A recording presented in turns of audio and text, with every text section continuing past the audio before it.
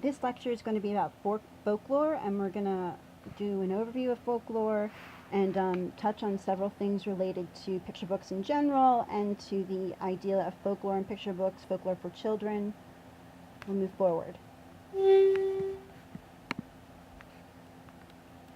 What is folklore?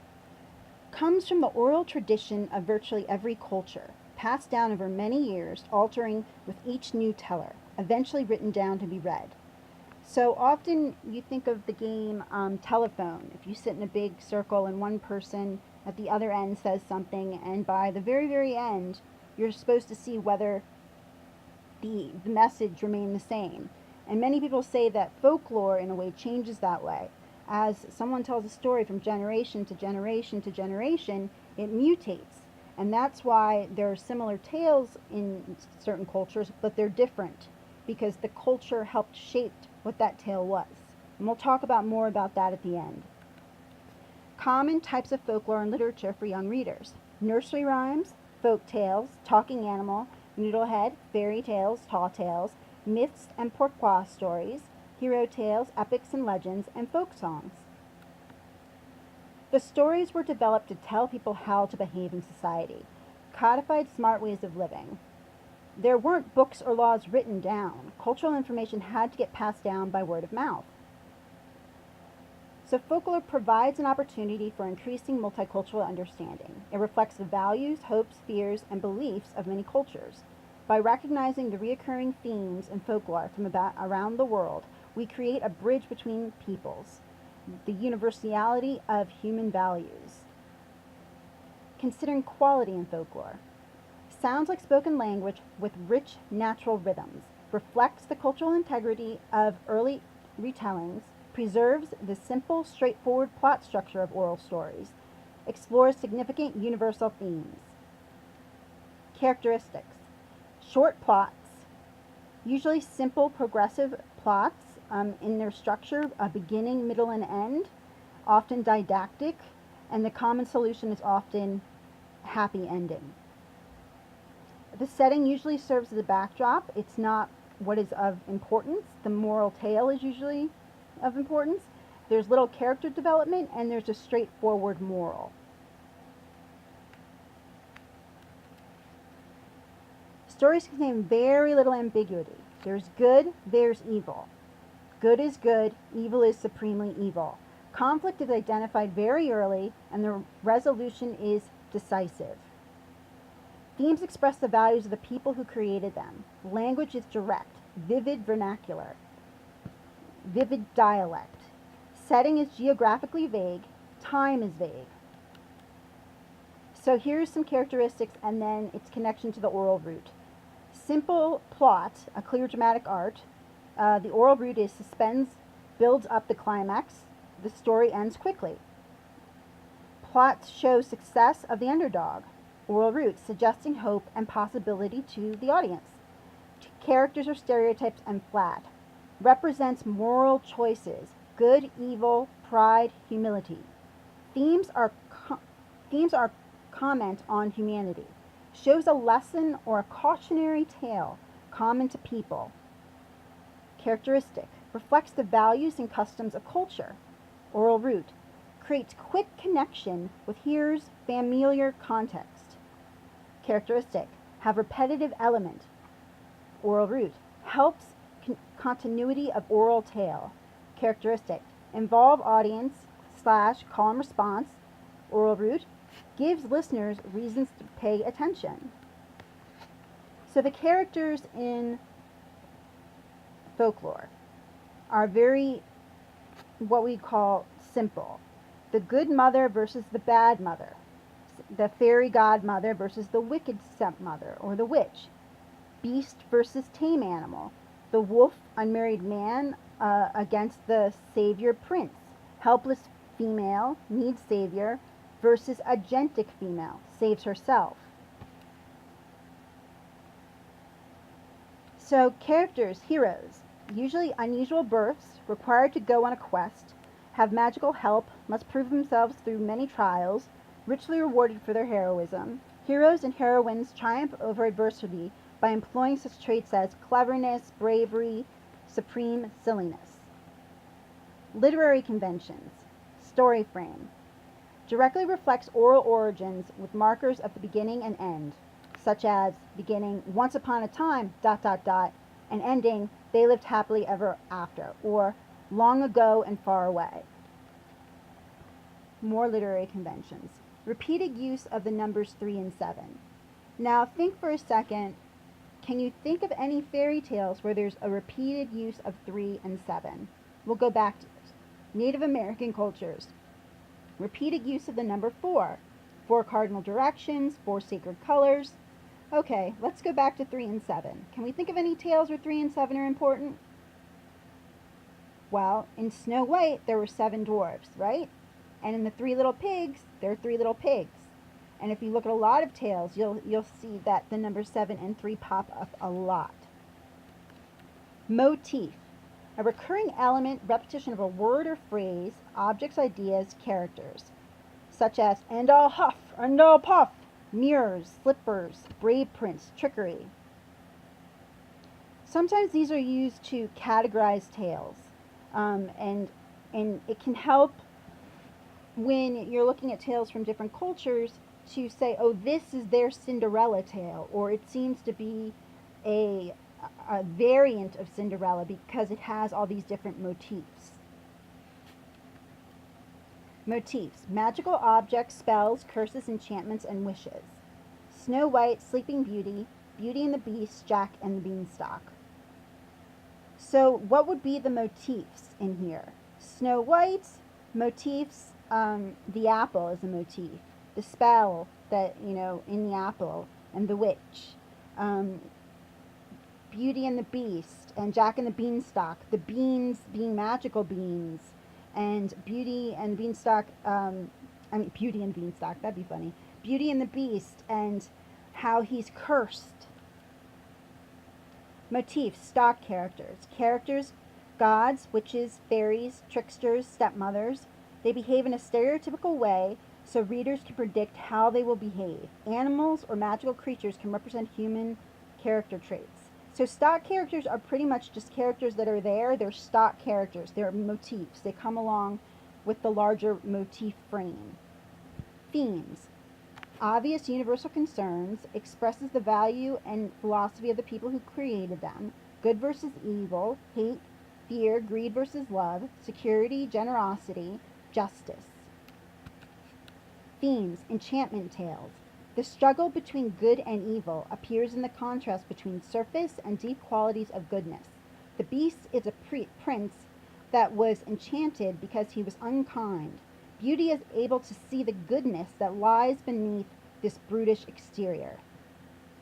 Themes. Quest. Search for happiness or lost identity. Hero succeeds only after repeated trials, suffering separation. Exhibits courage, sacrifice, gallantry, and cleverness. Types of folklore. Nursery rhymes. Folk verse intended for very young children. Some examples: the farmer in the dell, the farmer in the dell, and hey diddle diddle. Fables, a brief tale that explicitly states a clear moral.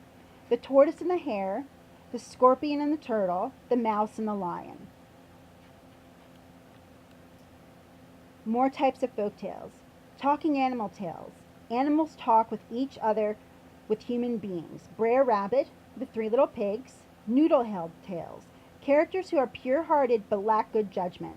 The 3 Wishes, the fisherman and his wife. With noodlehead tales, all cultures have some sort of noodlehead tale. Satire in ancient Greece. It recognizes the foolishness of our humanity and laugh at it. Humans are born to make mistakes. It's the lunacy. The fisherman and his wife, the African version, it's a foolish couple who are greedy. The main character in this type of tale is dazed and confused. The noodlehead usually makes some sort of journey or quest for fortune, and that's when he ends up being surprised by something that he ends up being a noodlehead. He ends up making the wrong decisions and learning a lesson. Trickster's tales. These tales show how easy people can be fooled, but the trickster will often have his comeuppance at the end. Tricky tricksters: Anansi, the spider, Africa and the Caribbean; Ikimoto, Plains Indians; Rabbit, West African tales, tales from the South, Brer Rabbit; Puss in Boots. And there are three, actually, maybe even more different versions of Puss in Boots, where he's the trickster character. There's the one that most of us know by Perrault. There's a Spanish version, and there's also an Italian version. But the biggest trickster we probably all know is actually Warner Brothers' Roger's Rabbit. Roger Rabbit is the ultimate trickster. So, tall tales, indigenous to the United States, combination of history, myth, and fact, like John Henry and Paul Bunyan. Hero tales, epics, stories focus on the courageous deeds of the superhuman mortals and their struggles against each other or against God and monsters. King Arthur, Gilgamesh is an example. Epics are usually written in verse and consist of a cycle of tales that center on a legendary hero. Legends. Hero tales that are not epics are called legends. La Llorona, the Weeping Woman, and Robin Hood. La Llorona is a very famous tale from Mexico about a woman that lost her children and is constantly weeping near water due to that. And many of us are, familiar with Robin Hood. He steals from the rich to give to the poor. What are myths? Stories that were developed to help humans interpret natural phenomena and human behavior. Answer questions about how the world was created. Expresses beliefs and customs of ancient cultures. Archetypal themes of life and death and love and revenge. When told together, they form a larger story. So, types of folklore and mythology. There's Greek and Roman mythology, like Prometheus and the Odyssey. Prometheus being how men and women got fire, and he gave fire to the humans and was ultimately punished for that and locked to a chain on the earth. And, well, good things did not happen. Norse mythology, the death of Balder, Thor's hammer. African mythology, Anansi the spider, a tale from Ashanti, the leopard's drum, an Ashanti tale from West Africa. Native American myths, turtles race with beaver, a traditional Seneca story, the legends of the Indian paintbrush. Types of folklore, mythology, creation myths. Explains the earth, the universe, or humanity began. The moon and the sun, Adam and Eve, and Pandora's box. Pandora's box is an artifact in Greek mythology taken from the myth Pandora's creation about the 60 Hesiod's works and days. The box was actually a large jar given to Pandora, which contained all the evils of the world. When Pandora opened the jar, all its contents, except for one of them, were released into the world. The one remaining inside was hope. Today, opening Pandora's box means to create evil that cannot be undone. Types of pourquoi stories. Pourquoi stories are simple forms of myth answering questions of why or how something happened or came to be. Why mosquitoes buzz in people's ears. How the chipmunk got its stripes. The arrow and the sun. In the West African folktale, a mosquito brings to an iguana that he spied on a farmer digging yarns as big as mosquitoes. The iguana scoffs at such a notion and refuses to listen to it and any more nonsense.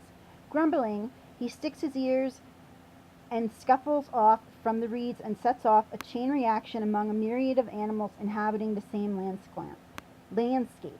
The iguana offends a friendly python who shoots up and does all of this stuff. But eventually, in the end, we are moving forward. The mosquito is forever plagued with a guilty conscience, compelling forever to be a pest. So, it's a very long story, so I didn't want to go through it, but a lot of stuff goes into explaining why they buzz in your ear. These tales explain why something happens. These tales originated as early humans tried to explain natural phenomena such as thunder or earthquakes. The wonderfully illustrated tale Arrow the Sun is the Hopi pourquoi tale about the cultivation of corn. The boy, he is never given a personal name, is the son of the Lord of the Sun, who sends the spark of life into a maiden of the Pueblo. He is ridiculed by the other boys because he has no father. The boy asks various adults of the Pueblo for help in finding his father. When he asks the wise arrow maker, the man transforms the boy into an arrow and launches him into the sun. Arriving in the sun, his identity as the Lord's son is tested by passing through 4 ritual huts. The Kaya of lions, the Kiva of serpents, the Kiva of bees, the Kiva of lightning. After the boy endures 3 trials, the Lord acknowledges him as his son. The boy is then sent back to earth by his father to bring the sun's spirit into the world of men. And that's the arrow and the sun. So fairy tales, magical tales with supernatural beings like trolls, giants, dragons, elves, ogres, and fairies. Example, Little Red Riding Hood, Snow White. Now there are a lot of variants of folk tales. For instance, Little Red Riding Hood can be, and different versions of it can be found all over the world. It's Little Red Cap in Germany, the Grandmother in France, Lonpopo in Japan. Variants of folk tales: the Cinderella story, over 700 variants from around the world. Charles Perrault's Brothers Grimm, Persian, Irish, Korean, Vietnamese, Chinese, and Creole.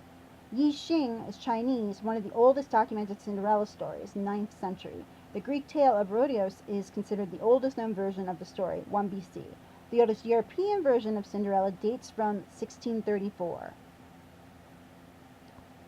So here are some other notable tales from other cultures.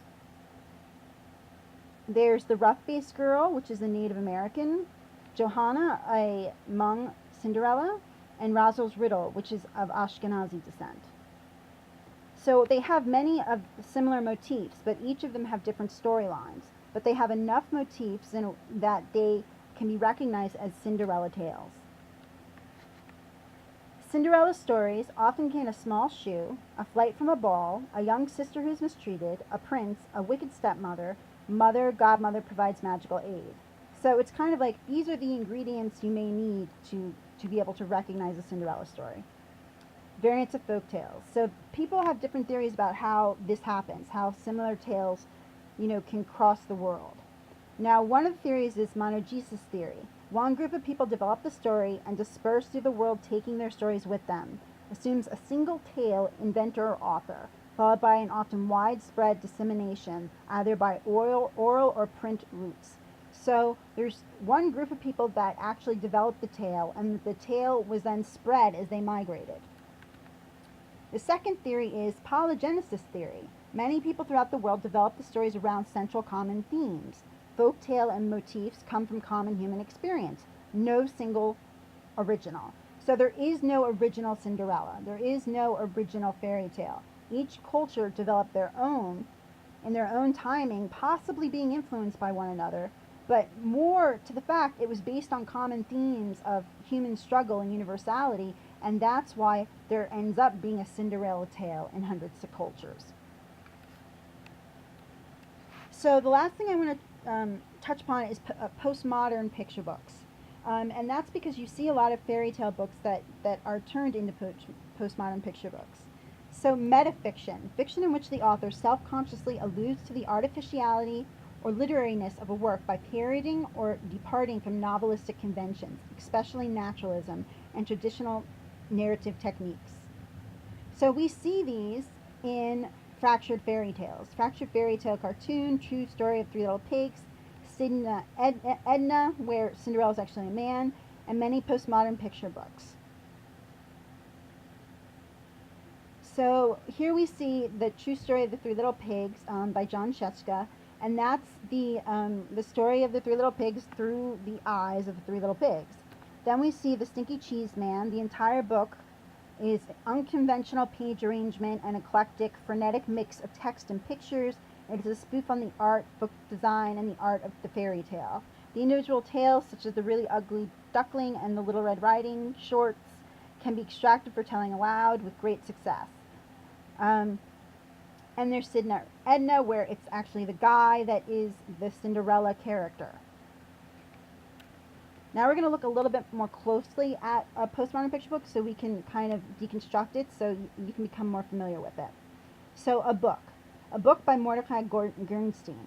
What if you woke up and were a character in a book? What kind of book would it be? A fairy tale, a mystery, an adventure? Perhaps historical fiction or science fiction is more to your taste.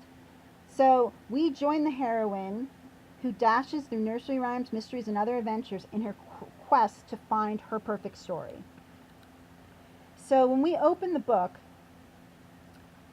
it actually opens like this. The flyleaf is actually blue, and then on the other side, it's literally written like this. Once, in a book by Mordecai Gernstein, published by Roaring Brook Press, New York, there lived a family of characters. And there's the press. So it's a full title page because it has the press, the author, and the title. Then you open and you see just black. There was a father and a mother, a girl and a boy, and some pets. When the book was closed, it was night in the book, and the family slept. When the book was open, it was morning, and the family woke up. So when we turn the page, we see the family, and they're getting up. They're all yawning. What's missing here is there's a bunch of bubbles, speech bubbles that are coming from each of these characters, making various noises like yawning and waking up. And then this is the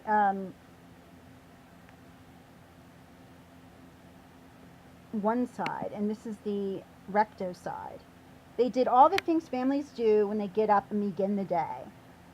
You know, the little girl is jumping on the bed and she's yelling good morning. You can't see the speech bubble. The fish, who's in the left part of the picture, is actually jumping out of his bowl, yelling good morning. So everyone's yelling good morning. On the verso in the left hand of is a floating text. On one morning, the little girl asked about something that had been troubling her. So we get a closer look at the recto side of the previous spread, and we see everybody sitting around a table, and there is a clown dancing on the table. And the speech bubble is, why, it's the story of a loving father's hard-working circus clown. Then he goes off with his speech bubble saying, goodbye till dinner, off to be silly. And the mother comes up, dressed in a fireman suit, saying, actually, it is the story of a devoted mother who is a fearless firefighter. So she walks away. Then the little boy jumps on to the chair and says, it's really the story of a boy who grows up to be an astronaut. See you later, I'm off to grow up. So as the mom is walking away, she yells back to the little girl, be careful crossing the gutters, and don't be late for dinner. I'm off to fight fires. So yes, she did just draw. It's like a very metafictive element. She just drew attention to crossing gutters. So this is not a regular storybook. First of all, we're reading it from a bird's eye view, and speech is popping up via speech bubbles.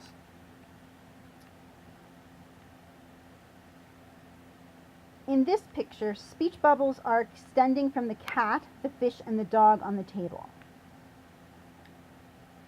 The fish, it's the story of a fish who looks for the sea. Goodbye, I'm going to swim around and round in the bowl and look. The cat says, it's the story of a cat who looks for small things to lucky quickly. Goodbye, I'm off to hunt. The dog, it's the story of a dog who seeks interesting odors. Goodbye, I'm off to sniff. And off went the girl to the next page. There she met a large goose. She exclaimed, I'm looking for my story, Miss Goose. I don't know what it is.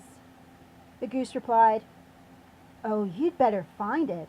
Readers like a good story, else they close the book, you know. What are readers? Look up. So at this point, the goose is definitely drawing attention. She's breaking the fourth wall, making direct address to the readers. So it's pulling the reader into the book, which is definitely breaking conventions. Ah! What's that huge blobby thing that looks like a face? The little girl said. The goose in reply said, "That's a reader. And you might want to be careful. It can read everything you say."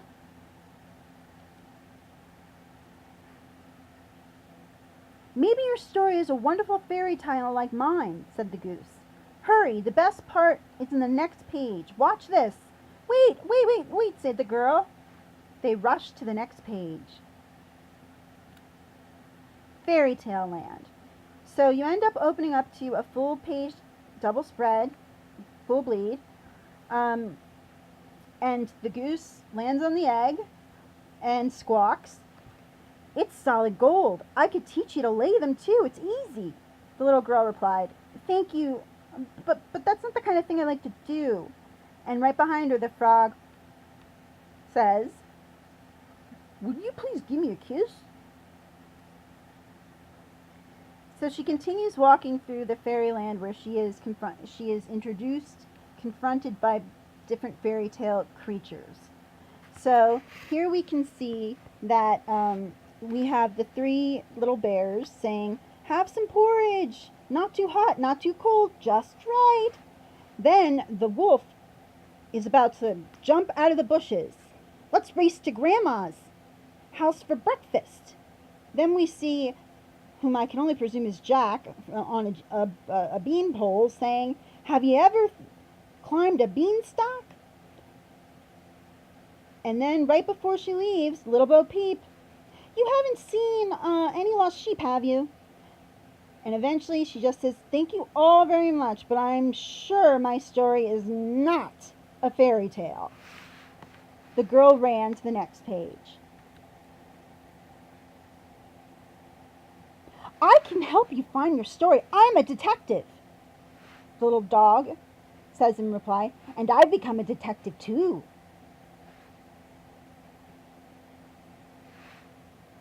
"Your story is obviously a mystery. Maybe it's been stolen." "Shh.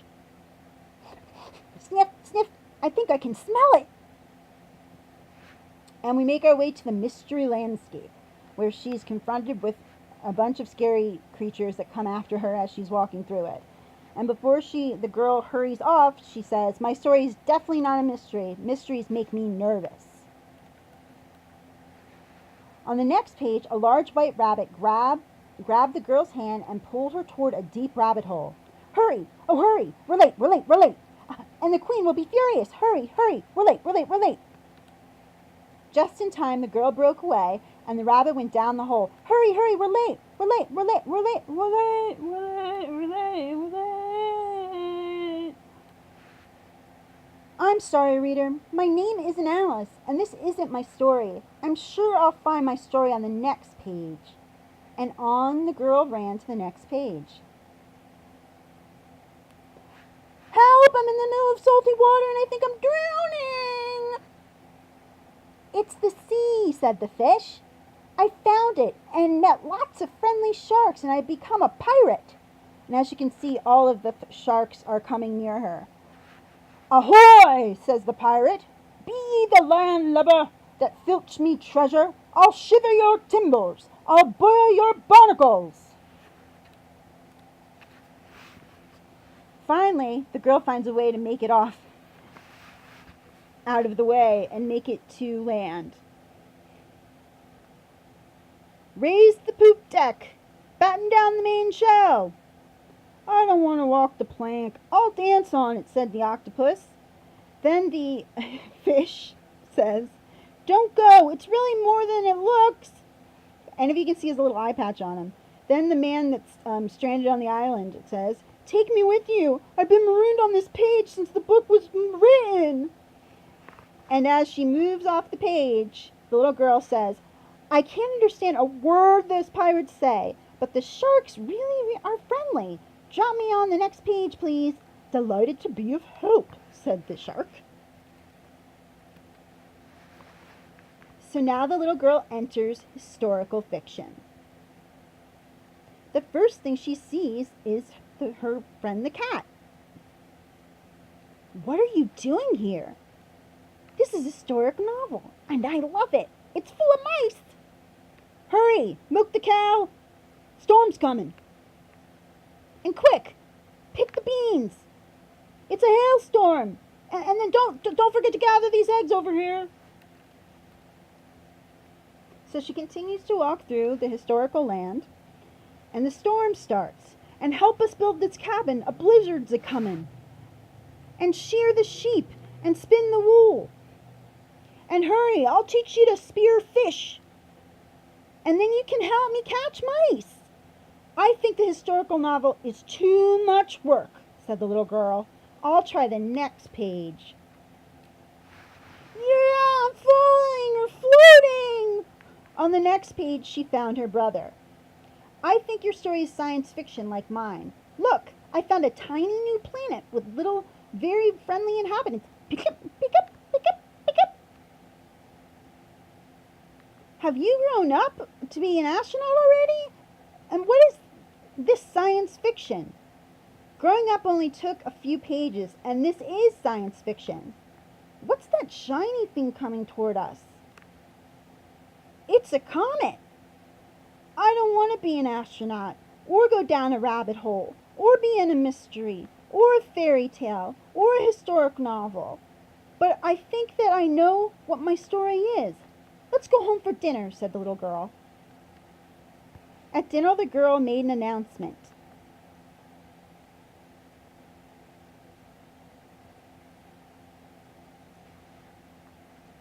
She said, my story is that of a young girl who doesn't know her story so. And her mother declared, and so, and the astronaut, and so, and the dog, and so, and so, and so, and so. And so she writes her own story. I shall become an author. Brilliant, captivating, original, thrilling, cool, says the fish.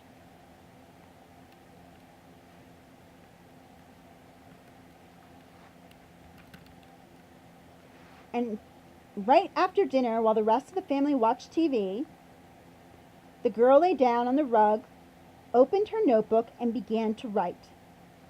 On and on she wrote. And there's a speech bubble on this page that says, once in a book there lived a young girl who did not know what her story was until it was bedtime. Dear reader, now that you've reached the end of the book, would you mind closing it, please? I'd like to go to sleep. Thank you, and sweet dreams. Then at the other, this is a one-page opening, we see a cat running after a mouse right before we close the book. Then we see the end pages. And this is why it's important to pay close attention to the end pages, because from far away it just looks black. But when you look closer up, you can see the little girl's bed and the book next to the bed, and then you can see the cat with his kind of white eyes and having caught the mouse. So that was one postmodern picture book that very much included fairy tales in the storyline for it to talk to the author, literally. Fractured tales, or fractured fairy tales, are a little bit different. They put a postmodern twist on a classic tale. And this will show you, I'll show you a little bit of the fractured fairy tale of Cinderella.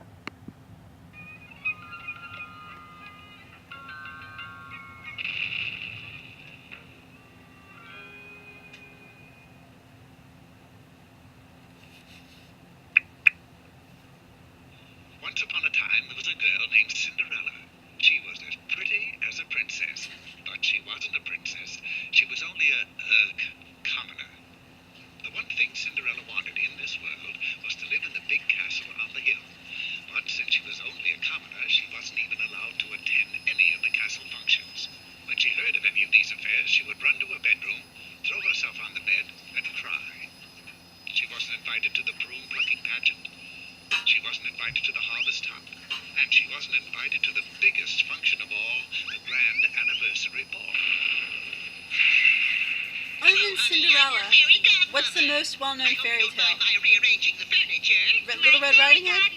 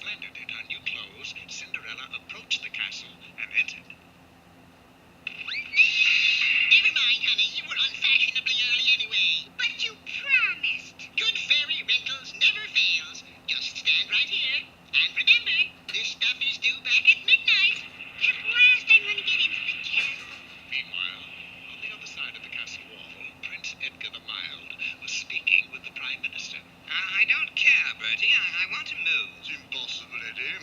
But this old place is so drafty, and it's fallen to bits. Look here. Nevertheless, as long as you're a prince, you must reside in the palace. But then I don't want to be a prince. I want to be something else. Like what? Well, how about an egg candler? You haven't the training. A yogurt tester? An owl trainer? Face it, Eddie. All you've ever done is collect things. Stamps,